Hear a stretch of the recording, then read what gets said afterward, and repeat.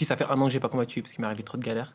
J'étais au poids, mais je suis tombé malade là-bas, au Brésil. Okay, c'est ça l'histoire en fait, Ouais, tu je es suis tombé tombé malade. malade au Brésil. Ouais. Et une fois que j'ai fait mon poids, 66 kilos, je commence à vomir, tout ça. Genre, j'arrive plus à marcher. Je tombe dans le lit, crampe. Je me roule. J'ai cru que j'allais réussir à me mettre debout, je tombe par terre, crampe, mon corps il reste comme ça, je hurle, je peux plus bouger et tout.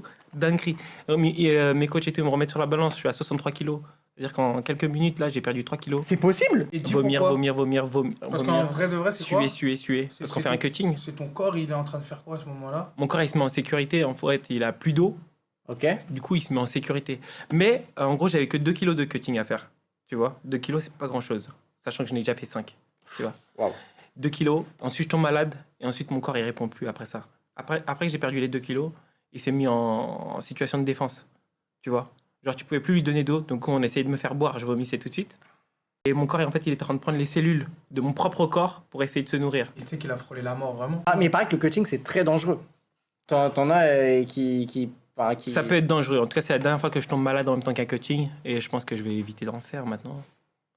Je Ouais. vais faire mon régime. Le mieux c'est d'être au poids le jour J quoi. Ouais, mais Ah. putain.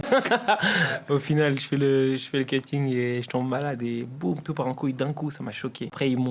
Après, ils ont dit, ouais, on annule le combat. Ils m'ont poussé pendant tout l'hôtel, sur la chaise roulante.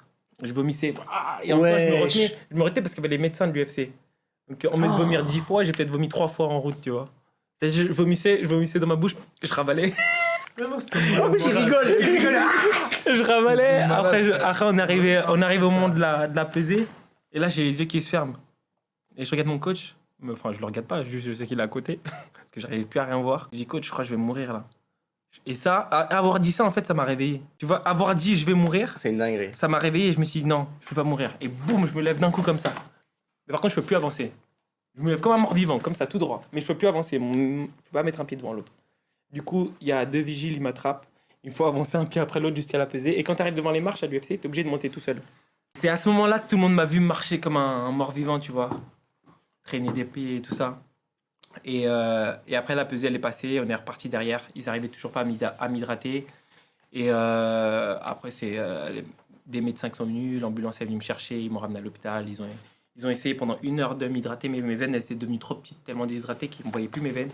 Du coup, ils ont dû piquer au hasard jusqu'à trouver la bonne. C'était une galère.